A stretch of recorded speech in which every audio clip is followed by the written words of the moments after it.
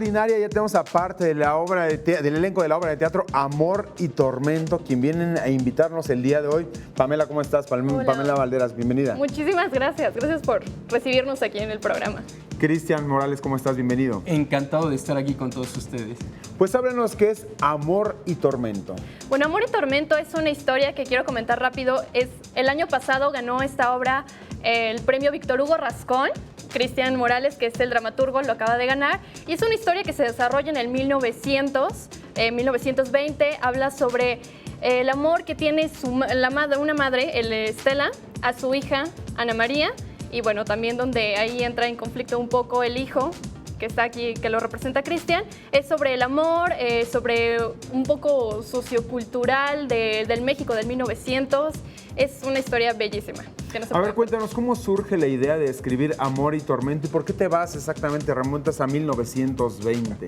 Bueno, yo creo que la sociedad mexicana ha tenido un cambio de actividades, un cambio cultural, por supuesto. Y en la antigüedad, pues, las costumbres no eran sumamente cuidadas. Este proyecto escénico es un melodrama puro.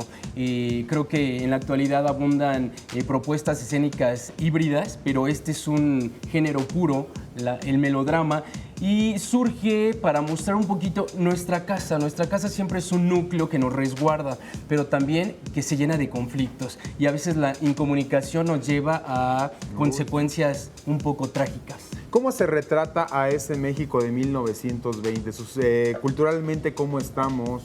Económicamente, ¿cómo también está el país? ¿O de qué estás retratando de manera directa ahí? Bueno, pues creo que las clases sociales sí son muy marcadas, son distintas.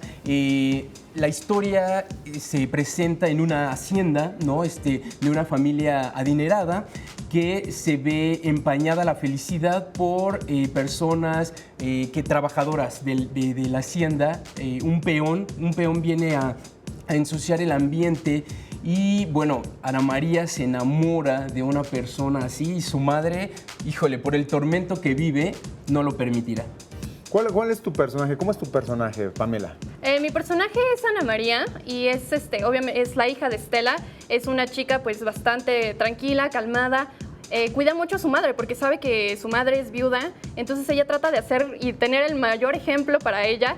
Y pues cuando llega el peón y se enamora, es ahí cuando ella se pone en esta situación de seguir el amor de su vida o hacerle caso a su madre. ¿Pero se enamora del peón por soledad o por...? Se enamora del peón porque creo que ella estaba en esa edad y necesitaba, ¿no? Necesitaba esa imagen masculina, necesitaba ya sentir eso, ¿no? La magia del amor.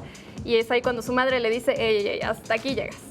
Ahora, la señora es una mujer viuda que vive con sus dos hijos. ¿Qué pasa ahí? ¿Qué entorno también está viviendo? ¿Y es una madre impositiva? ¿Cuál es el carácter? La situación de Estela la ha llevado a ser como es. Ella es la dueña de la casa a partir de que el marido es asesinado. Entonces, ella se tiene que encargar de todo ahí en la hacienda y por lo tanto es la ama, la señora de la casa. Entonces, el suceso en donde fallece su esposo es a manos también de otro peón. Entonces ya te imaginarás, o sea, un conflicto tremendo que vive la madre entre proteger a su hija, amarla, cuidarla y no permitirle que sea feliz también, ¿no? ¿La madre es feliz? No ha superado este tormento. Por ello, creo que llegan a un término un tanto fatal, triste.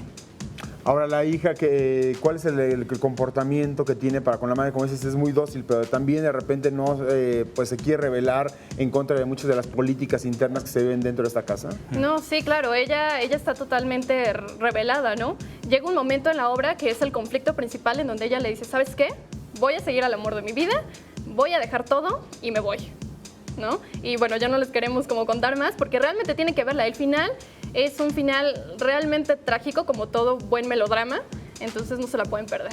Ahora, se van a presentar en Casa Tamaulipas. Así es, la Casa de Cultura de Tamaulipas, aquí en México, está albergando estas dos presentaciones.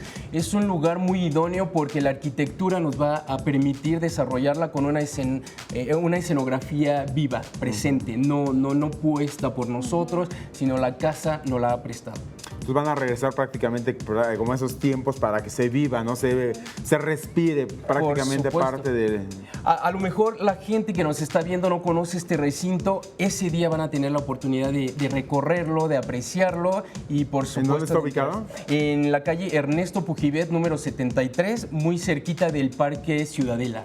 ¿Qué días se van a presentar? Los días 13 y 27 de mayo, solo 2 presentaciones. Pues Cristian, muchísimas gracias. No,